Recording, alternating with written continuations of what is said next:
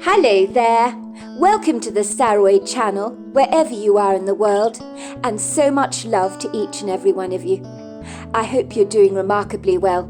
I'm doing great, thank you very much. And lots of hugs to everybody that's listening. Well, we're on the part 4 of our story, and it's got very, very exciting. Lankum and Juvena have both moved in with Aunt Jane, who lives in the Rocky Mountains in Canada. And Aunt Jane's house is known as the Torvals, and it used to belong to a woman called Anna Torval and her husband James. One day, Anna Torval disappeared in the woodgrove, never to be seen again, and it was assumed that she had been killed by a grizzly bear. And what's happened is Juvena is very interested about this case, because not only is her brother drawing pictures of the late Anna Torval, but she's had dreams of Anna Torval herself. And she's also incredibly curious by nature and has learnt that the next door neighbour, a woman called Marjorie, who's come to visit the family, has actually a theory about what happened to Anna Torval. And she overheard a very compromising conversation when Anna Torval was alive that revealed what might actually have happened to the woman. So the story is getting very interesting indeed, so let's continue with it, shall we? Are you sure you don't want a tot of brandy, Anna, before you continue with all this? It might calm your nerves. No, I'll be absolutely all right. I don't think turning to alcohol's going to help me in any way. I'll just end up getting a headache. Fair enough. So tell me, Anna, what did this blackmailer's note actually say to you? It threatened you, obviously, but did it demand money from you? Of course it demanded money from me. The note told me to leave a hefty amount of cash in a plastic bag under a tree where 3 pink balloons would be hanging on the branches. You know the tree I'm talking about. The crooked dogwood on the Greenvale Road. It's very, very distinctive, opposite the Donahue property. Oh, yes, you're right about that. I know that crooked tree very well. It is a very distinctive landmark, like you say. You can't possibly miss it. But what I don't understand, Anna, is why are you being blackmailed? Who on earth would want to do that to you? And more to the point, what on earth for? I don't know who they are. I wish I did, but they're threatening to tell my secret if I don't pay them a lot of money. The worst part of all in this sorry saga, Dorothy, is they sent me copies of photographs. Can you believe that? Photographs that they took of me in a very compromising position. I had been married to James for 3 years back then. It happened a long, long time ago. They tell me they're going to pass on these incriminating photographs to James himself if I don't give them the money immediately. The first time they did this to me, I paid them money, but now they've got greedy and they want more. And if I keep cashing money like this, handing them large cash outs from James's account, he's going to know something is amiss. You mean you've already paid this blackmailer before? Are you absolutely insane, Anna? You don't do something like this. You should go to the police at once. Are you kidding me? I can't go to the police about this. Let's just say I thought if I paid whoever is blackmailing me off, that the problem would just go away. But as I said, the blackmailer is greedy. He's asking for more and more money. I feel as if I've got on a merry-go-round, Dorothy, and the ride is never going to stop. What am I going to do, Dorothy? I've got myself entangled in such a mess that I can't get out of. You must not pay the blackmailer another penny, Anna. You hear me? Don't you dare be manipulated like this. You do realize if you pay this blackmailer again, he or she will keep coming back for more money until there is nothing left in your checking account. And you can't have that. This blackmailer is taking full advantage of your vulnerability, Anna. You can't let him do this to you. Whatever happened 3 years after you were married to James, you need to tell him about it. I'm sure he will understand. There is nothing you've done that could be that bad that he can't forgive you for it. We've all done things in our lives, have we not, that we're not terribly proud of. But when you're in a marriage, you have to learn to forgive your spouse.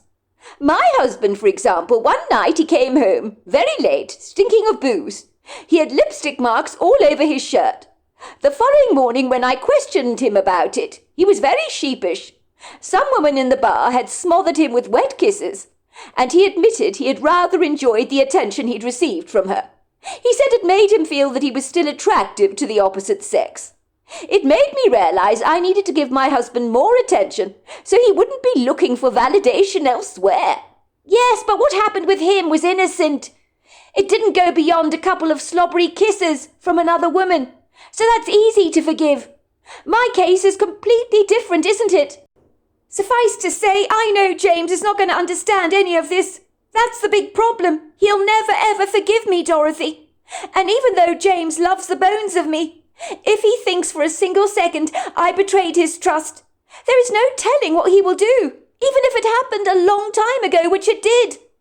James has very strong views on fidelity, and if they're breached, he might just lose it with me, Dorothy, and I mean really lose it. What is this secret you've been keeping from him? Or don't you want to tell me? I will completely understand if you don't, but it might help to tell me about it and get it off your chest. I can give you an honest opinion on the matter. By the sounds of things, and reading between the lines, are you telling me you were unfaithful to James? That's exactly what I'm saying, Dorothy. I'm not proud of myself, of course I am not. I never intended to cheat on him, and I know it sounds so haplessly lame, but it just happened. And if I say that to James, God knows how he's going to react. I'm actually trembling in my boots just thinking about it. Don't get me wrong. James does not get angry, but this will awaken the lion inside him. Let me tell you it will. When did this happen, Anna? You said it was 3 years into your marriage. I didn't think you would have found an opportunity to be unfaithful to James. I mean, he works from home, does he not? You're both practically joined at the hip. It happened a long time ago, 3 years into our marriage exactly. Oh, one night I just got so tiddly at Rhonda Morrison's party. I think there was over 150 guests there. You were there too, Marjorie, don't you remember? Oh, of course I remember that party. But I barely saw you that night. You were in the kitchen for a short while chatting with all the girls. It was a tight squeeze in that very large kitchen, so many of us together. I seem to remember you slipping off to the ladies, and then you failed to return. I thought you had gone off to join the men, to be with James. They were all gathered in the front yard, if you remember, around the fire pit and the barbecue. They were all taking care of the lamb on the spit and the chicken wings and so forth. The smells were delicious. But let's just say the men that night well outnumbered the women. I think Rhonda had more male friends than female friends, didn't she? If ever I saw a tomboy, it was Rhonda Morrison. I think she'd have been happy to have been born a man. She worked with men all the time, didn't she? In the mechanic shop, and was always wearing overalls and covered in grease and dirt, making no secret of the fact that she preferred men over women. She said women were bitchy and competitive, didn't she? But men accepted you exactly as you are, and were not quick to judge and condemn. Well, she makes a good point there, doesn't she? She's not wrong. Men are never bitchy. It's women you need to watch. They can tear you apart limb from limb with their cruel words. Well, all things considered, Anna dear, and taking that into account, do you possibly think your blackmailer might be a woman? Have you considered that? We keep referring to the blackmailer as a him, but it may well be a her, so to speak. I think it may possibly be a her, said Anna, but of course I can't prove a single thing, can I? But I don't think a man would blackmail me like this. But Susan Harris and Renee Kitterson, they could be doing this to me. They were both at that party. Those two are absolute bitches, and I know Renee was always jealous of my relationship with James, so I wouldn't put it past her to do this to me. So what exactly did happen at Rhonda Morrison's party, Anna? I need you to tell me everything, so I can make sense of what you're telling me. Well, I was in the kitchen, wasn't I, with all of the girls? If you remember, we were knocking back stiff punch. It was lethal stuff, let me tell you. But you were there, so you remember all that. I think Rhonda put enough alcohol in that punch to knock out an entire elephant. I was knocking it back as if it was orange juice. I had no idea it had so much alcohol in it. The punch was lethal, I will admit that. I think most people left Rhonda Morrison's party half-cut. I threw up violently myself after that party, waking up with a hangover from hell. So you know what it's like when you get so drunk. Of course I know what it's like getting drunk, Anna. People get drunk at parties all the time, do they not? It's hardly the crime of the century, provided, of course, you don't drive when you're drunk. We've all been there, done it, and got the T-shirt. Well, as you know, I excused myself for a bathroom break, and I did go to the ladies to relieve myself after all that punch, but then I decided to discreetly go off out of doors to have a smoke. But I thought you'd given up cigarettes years ago. You quit the habit when you married James, did you not? I had given up cigarettes, but sometimes after a few drinks, I'm gagging for one. You know what it's like. My goodness gracious me. James would have probably done his nut if he'd known you were smoking, Anna. He doesn't half harp on about the dangers of cigarette smoking. Exactly. James hates smoking, so I didn't want him to catch me in the act, being so naughty, if you know what I mean. So I needed to make absolutely sure no one saw me when I left the house and slunk into the backyard. I could hear the background noises of drunk people having a great time, the smell of lamb on the spit and all the barbecue. My biggest mistake was I didn't eat any of the snacks that were being offered around, so that punch went straight to my head. The Morrisons' property, as you know, Dorothy, is huge, with lots of trees around it, much like here. It was such a prepossessing night, with the stars shining so brightly in the sky, and there was almost a full moon. That was when Julius came up to me. Julius who, Anna? Don't tell me you've forgotten Julius, Dorothy. You remember Julius Davies. He no longer lives in Canada. He moved to Minnesota, I believe, a long time ago. But that man could charm the shell of a tortoise, let me tell you. He would look at a woman, and she'd practically crumble in his arms. Oh, yes, I remember Julius. All the women in town had a dreadful crush on the man. He was terribly good-looking back then, wasn't he? Turning heads wherever he went. He had film star-like looks, did he not? But he certainly wasn't my type. He was rather slippery, far too slippery for my liking, I'm afraid. He's been with more women than I've had hot dinners in my entire life, I'm most sure. Well, Julius saw me in the yard. He joined me for a smoke. I think he said something like, "You and I have the same bright idea. I also came out here for a smoke. It's a beautiful night tonight, isn't it? But not nearly as beautiful as you are, Anna. I hope your husband appreciates how lucky he is to have a wife like you." Oh, goodness, Anna, you didn't fall for his smooth talking, surely not. I'm afraid, Dorothy, I'm ashamed to tell you this, but I did. I was literally putty in his hands. At this point, I was so drunk, I hardly knew what I was doing, Dorothy. We got talking. One thing led to another, and we both went into the barn together on the property, where all the horse feed and hay is kept. And just, you know, got far too carried away. At one point, I saw a couple of flashes. Now I know it was someone taking pictures of us. Can you believe that? I can't believe you went off with Julius, Anna, and cheated on your husband like this. This is not like you. It is so out of character for you to have done something like this. I guess I've only ever been with my husband. Julius was so attractive, wasn't he? I was beguiled by his charms, and with all that drink inside me, my inhibitions just slipped away. Let's just say the following morning, in my sober mindset, I couldn't believe what I'd done, Dorothy. I felt so much self-disgust, because I'd been so dreadfully drunk. I'd never have had a frolic in the hay with Julius in normal circumstances. I mean, we were together for less than an hour, and then went our separate ways as if nothing had happened. I wasn't stupid. I knew he was just using me and taking advantage of my blooded state. My husband had no way of knowing that right under his nose I had blazonly cheated on him. But someone must have known what I'd done. And that someone sneakily took pictures of us together, in our shameful state of undress. I feel so desperately ashamed, Dorothy. because if James gets his hands on those photographs, I know he will never ever forgive me. I know what he's like, Dorothy, and furthermore he would think that I behaved like a whore. And the worst part of it, Dorothy, is he'd be absolutely right. What self-respecting woman would behave like a bitch on heat, like I did that night? Anna, don't be so hard on yourself. You were very drunk. It happened a long time ago.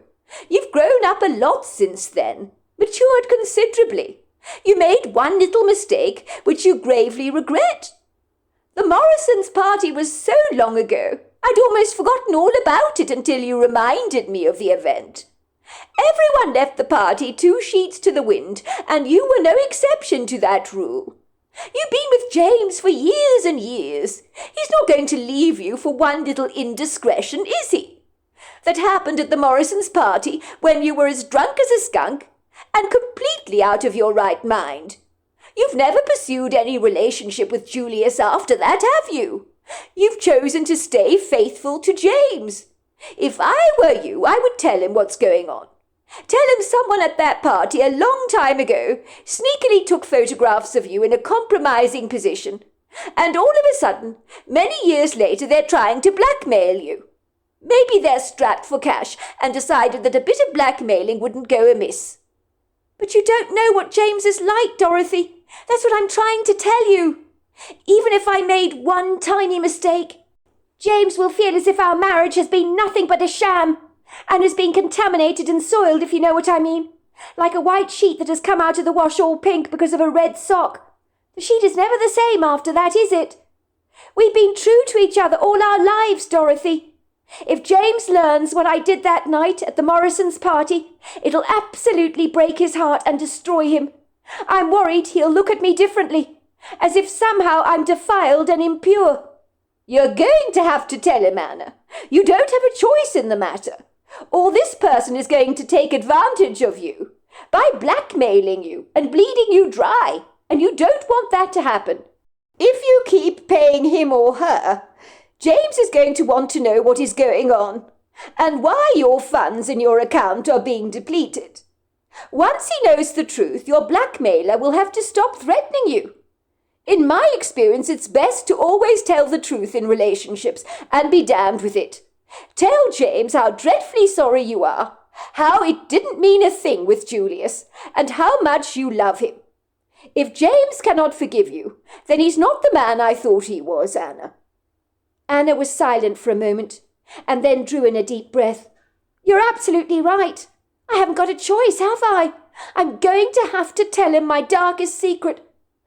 Oh, goodness gracious, I'm so scared. I don't know how he's going to react. But I can't continue to be blackmailed like this, can I? I know what I'll do. I'll tell him tonight and be done with it. I'm terrified out of my wits, of course I am. But I just can't go on being blackmailed like this. So did Anna tell James Torval what she'd done, I asked. Marjorie shrugged her shoulders. You know I don't know the answer to that question, Juvenna. But my hunch is she did.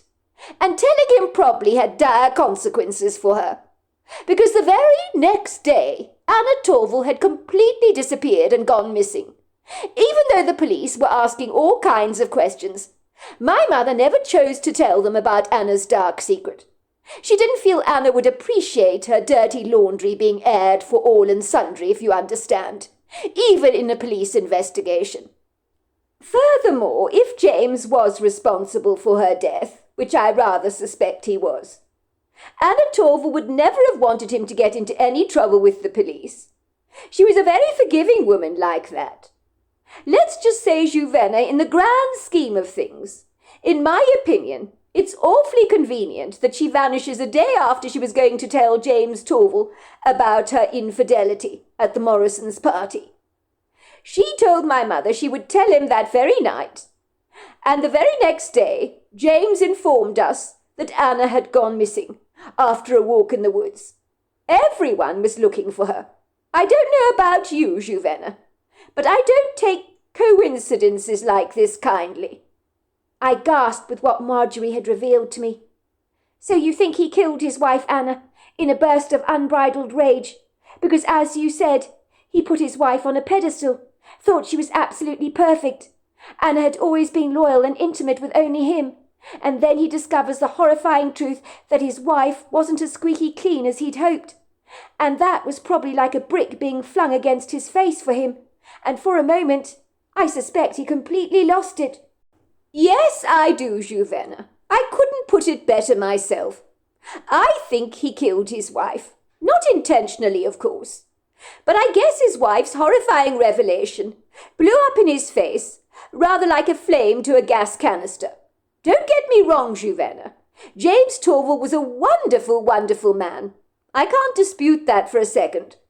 But even the most upstanding among us can become furiously angry and indignantly outraged when we're grievously upset about something. I don't think James purposely killed her. I think he lashed out at her in a moment of fury, accidentally killing her because she was a very petite woman, you see, not short like me, but very slender. And I suppose after her death, he suffered a dreadful grief, remorse and guilt about what he'd done, but also the real pain of losing his very best friend. Have you ever been so mad, Juvena, that you lost all sense of what you were doing and just blew a fuse? I know I have. I did one night when my husband returned late, and he always kept in touch with me, told me where he was going, so to speak. But on this occasion he failed to do so. So I thought he'd been tragically killed in a car wreck, and nonchalantly walked through the door, as if nothing at all had happened. I was so angry with him. I flew at him, almost hit him in the chest, saying, "How could you do this to me? I thought you were dead." I have never been that mad before. I thought about it for a brief moment. Not really, but if someone hurt me badly enough, I guess I could lose it. Maybe I'd start throwing things around if I was very frustrated. And that's when you can do a lot of damage, because imagine if you hit someone with a bottle of wine or something. It could be terrible, the consequences of something like that. Exactly. Well, there you go, dear. James Torval was a big man. And like you say, he could have thrown a bottle of wine at his wife and done so much damage to her. Anna Torval was a very, very slight woman by comparison to him. I think she was less than 100 pounds, you know. James Torval was 3 times her size, a very solidly built, strapping man. If he'd lashed out at her, it wouldn't have taken much for him to kill her. But I believe if he did, it was an accident. And I think, in a blind panic, he chose to cover up his tracks, as no one wants to spend the rest of their lives in a jail cell, do they? And James is the sort of man who wouldn't have coped in a prison environment. I think he'd have rather hung himself than gone to jail. I'm certain of that. So you don't believe she was killed by a bear? A grizzly, I mean? Absolutely not, said Marjorie. So what do you think James Torval did with Anna Torval's body? I asked Marjorie. Well, my guess is he must have buried her somewhere in the wood grove, said Marjorie matter-of-factly. Of course I could be wrong. Don't forget the police closed the case. They absolutely believed Anna Torval had been killed by a grizzly. James Torval was highly respected in the local community and was a good friend of the town sheriff. No one would believe he was capable of hurting his wife. He was a man of unblemished character, and everyone knew he idolized Anna Torval, never laying a finger on her ever. My interesting conversation with Marjorie regretfully ended abruptly as Aunt Jane appeared on the porch carrying a tray with a teapot and some cups and saucers, glasses of lemonade, and Marjorie's delectable blueberry and apple pie, served with large scoops of cream, which I barely tasted. My mind was filled with the thoughts of Anna Torval's secret. I was of the opinion that the blackmailer was a woman, probably the one that was jealous of Anna marrying James. But perhaps some answers will never be forthcoming. Soon Anna Torval was long forgotten about, not by me, of course, as we all began to talk garrulously about other more current things. But Anna's story began to burrow itself in my mind, and I became convinced that Marjorie was absolutely right, and that Anna Torval had never been the victim of a grizzly bear attack. I was sure that in a moment of heated rage, James Torval had killed his wife. And not only was I certain of this, I had a deep knowing in my heart that this was indeed the case. In the days that followed after Marjorie's visit, I noticed that Lankum continued to exhibit his strange behaviour. He appeared to be talking to someone we could not see, and included Anna Torval in all his pictures, which was rather unsettling for me. I informed Aunt Jane about what was going on, and about my concerns regarding my brother's idiosyncratic behaviour, but she assured me that children will be children, that I had nothing to worry about, that Lankum was including Anna Torval in all his pictures, simply because I had talked about the woman so much, and I knew that was true. One morning, after an enjoyable breakfast of pancakes, maple syrup and crispy bacon, cooked to absolute perfection by Aunt Jane herself, later on in the morning I was sitting on the wraparound porch with my brother, overseeing Lankum, who was happily scribbling away with his drawings. Ever since he began to include Anna Torval in all his pictures, I had been paying closer attention to them. There was a small part of me that was wondering if my brother's invisible friend, that he kept appearing to be talking to, could in fact be the dead woman herself, communicating with him in some way. It wasn't impossible to believe this, because I'd seen Anna Torval vividly in my own dreams, with her distinctive red hair and blue eyes, and at the time I hadn't even known that my dreams were an accurate depiction of her. How could I possibly have known that Anna Torval had red hair and blue eyes? I had heard that children were much more in tune with the spirit world, which is a gift that leaves them when they become more worldly wise. Could the spirit of Anna Torval be reaching out to Lankum in some way in death? Maybe she wanted people to know her story, and by all accounts, if my dreams were anything to go by, maybe she had been reaching out to me as well. Was it so far-fetched to believe that? I wasn't sure. It was when Lankum showed me the picture he'd drawn that my blood went cold. "What is this, Lankum?" I said, studying the picture. I could see my brother had drawn a big hole in the ground where a lady was lying, and there was a man standing outside the hole with a trowel in his hand. "Anna told me to draw this for you. She's in the hole in the ground, can you see? The man dug the hole. He put Anna into it. Anna told me that I must show this to you." "Does Anna talk to you?" I asked my brother. "Or is she make-believe?" "She's not make-believe," said Lankum brusquely. "She's real. She comes and sees me when I'm napping. Sometimes she also visits me in my dreams." "And she wanted you to draw this picture for me. Did she say why?" "She wants you to know her story. That's what she told me." "That's what she told you?" "Yes, that's what she told me." "I tell you what," I said to Lankum, "how about we go and visit Marjorie and show her the picture that you've drawn? You can tell her what you've told me. She was a friend with Anna Torval, and I'm sure she'd like to see your picture. We'll ask Aunt Jane if we can go and see her. We can take a shortcut through the woods. Would you like that? You never know. Maybe Marjorie will make us some of her fudge.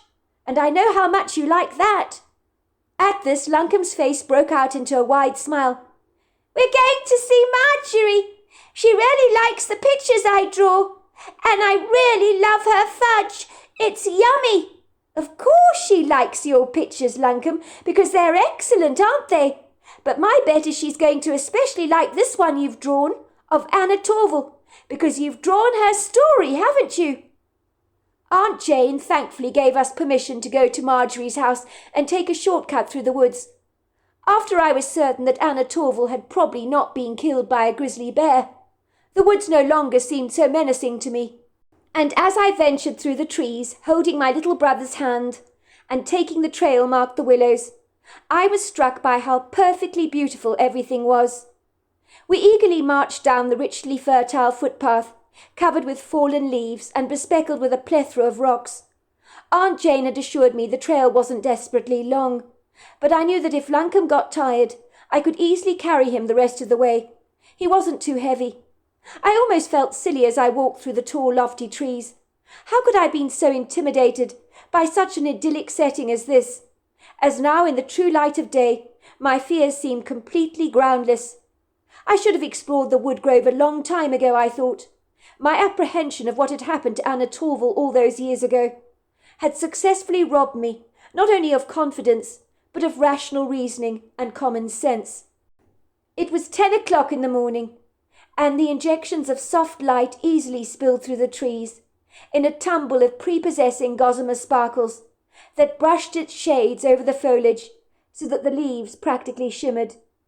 There was a still breeze blowing against our faces, and the trees in the woods jiggled their branches almost as if they were dancing. Me and my brother heard the pretty bird song above our heads, an orchestra of tweets and warbles. All of a sudden Lankum broke away from my hands and began running down a narrow path through the trees.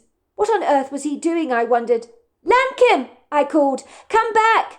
You're going the wrong way! The pathway to the willows is straight ahead! You'll get us both hopelessly lost! Come back! Come back now!"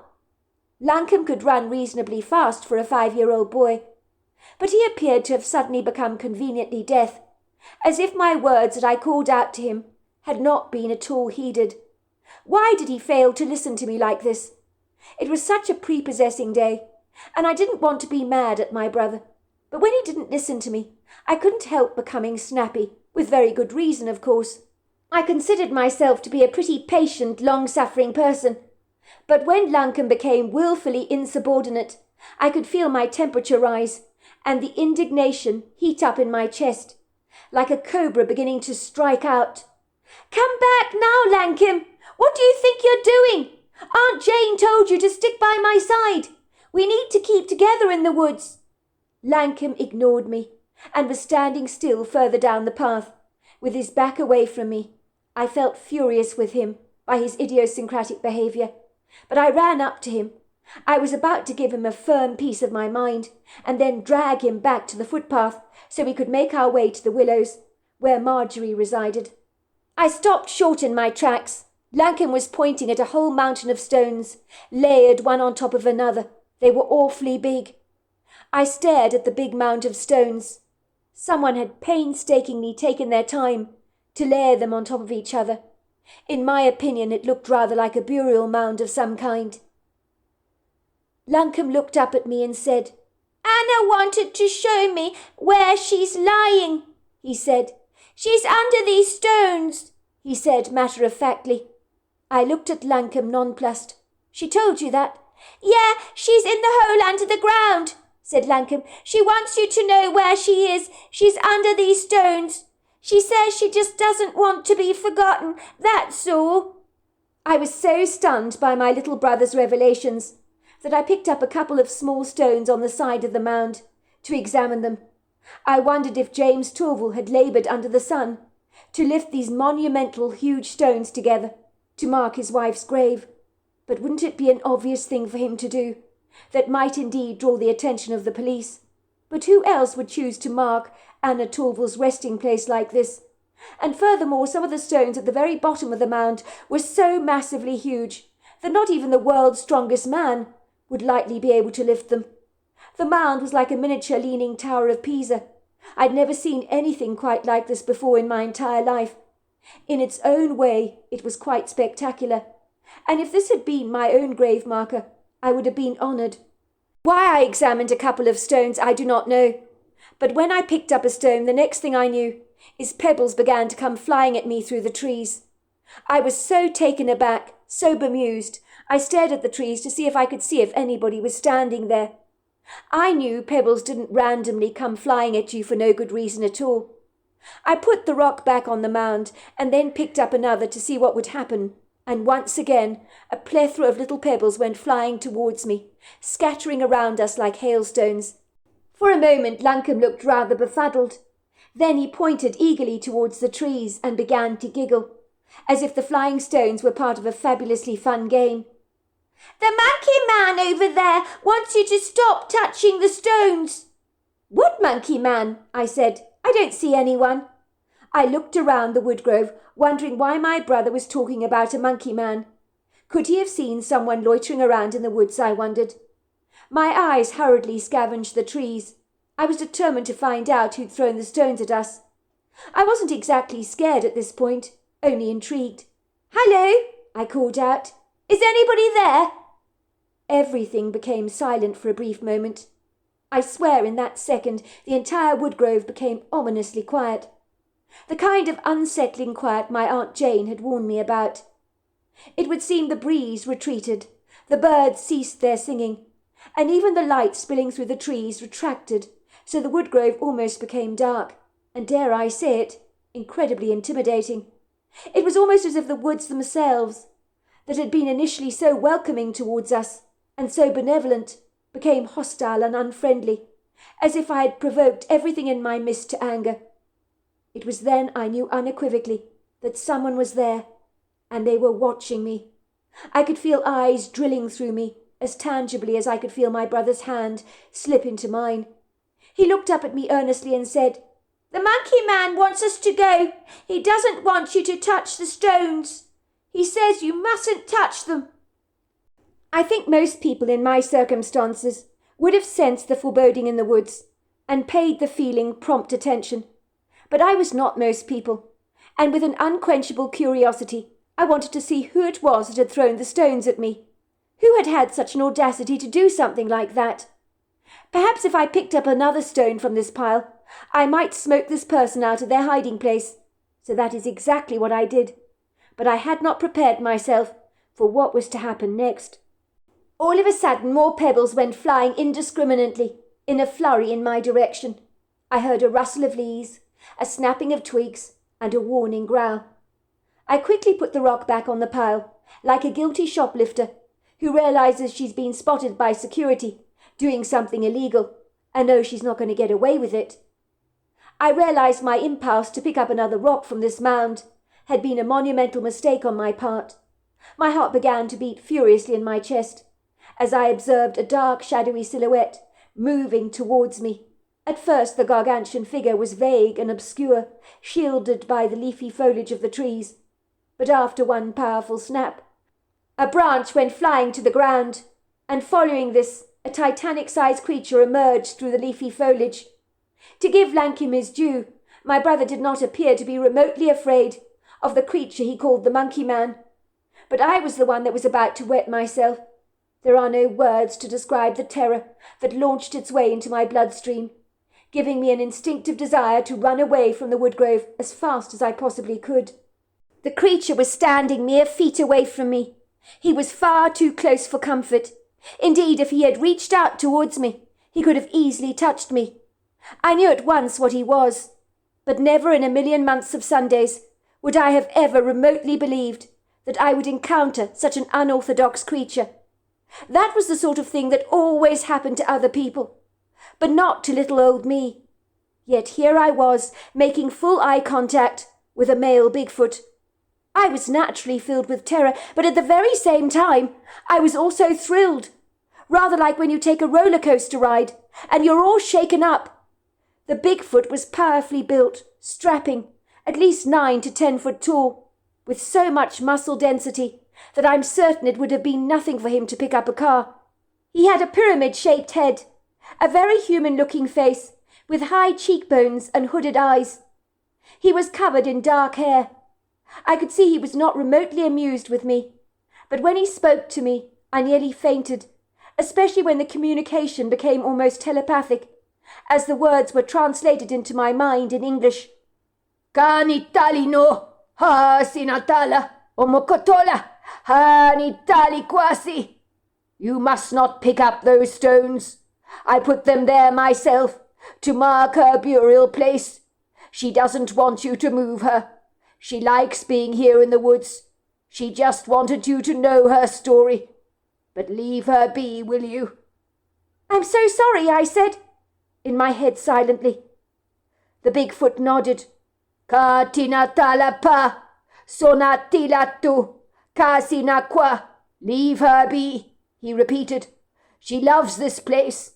And with that he turned around and was gone from our sight, almost as if he had never been there at all. When I told Marjorie this extraordinary story, and I showed her the picture that my brother Lankum had drawn, we both agreed that Anna had been communicating with my brother. She had shown him that James Torval had buried her in the woods, and the Bigfoot had pointed out that the mound of stones was her resting place. The following day my brother drew a picture of Anna climbing a stairway to heaven. She was waving at us. "She says she's going now," my brother told me. "She wants us to know her story, She just didn't want to be forgotten, but she said to tell you that James didn't mean to hurt her. It was an accident." I was so glad that my brother was able to fill in the blanks for me as to what had actually happened to Anna Torval all those years ago. But in the end, I guess we'll never really know the details of that story. I'm glad to say my mother recovered fully from her stroke, but never regained any trust in doctors. I guess some things just never change. I was very sad to return home after my fabulous stint in Canada, but it's a time of my life that I will never ever forget. I'm quite sure that Anna Torval's grave is still being protected by the Bigfoot to this day. So woe betide anyone who messes with those stones on her burial mound. There'll be hell to pay. So there you are. That's my story. Wow, wasn't that the most incredible story? That blew my mind. What an incredible story. And it seems as if the Bigfoot really reached out to Anna Torval and put up a lovely burial mound for her. And no one is able to touch it, that's for sure. Until next time, goodbye and good night.